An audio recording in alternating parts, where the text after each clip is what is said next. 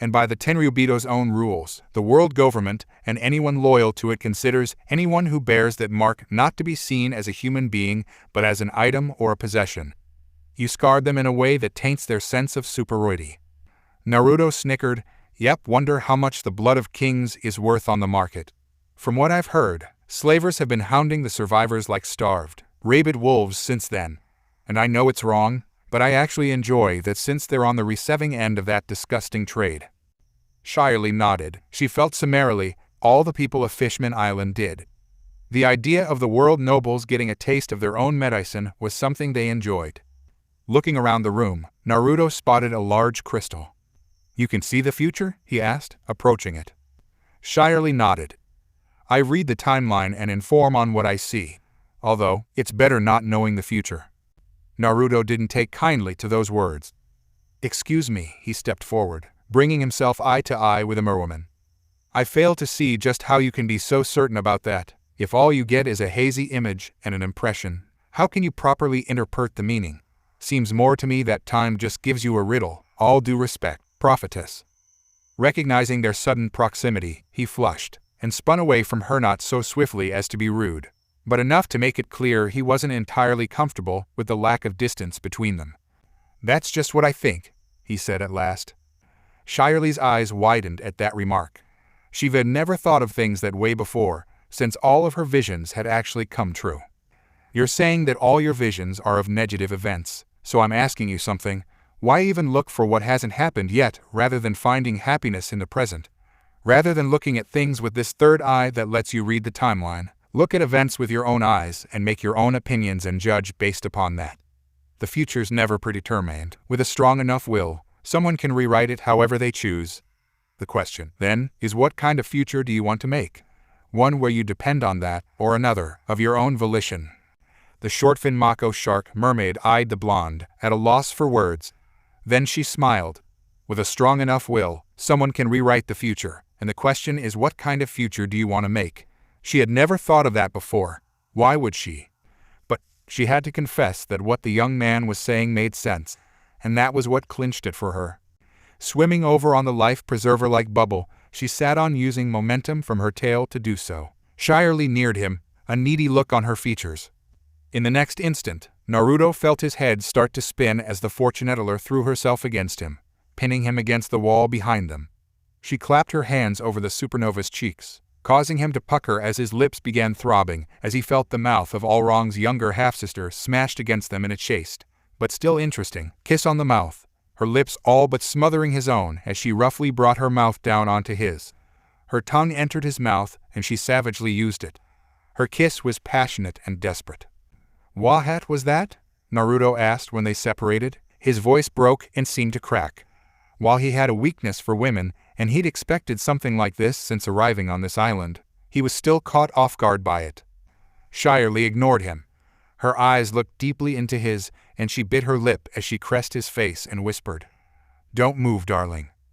The blonde pirate was blushing just as much as she was. Her face was so close to his, and she, despite what most people assumed about the people of Fishman Island, smelt amazing. Her hands worked across his scent, and she could feel the hidden power underneath that annoying outfit he wore.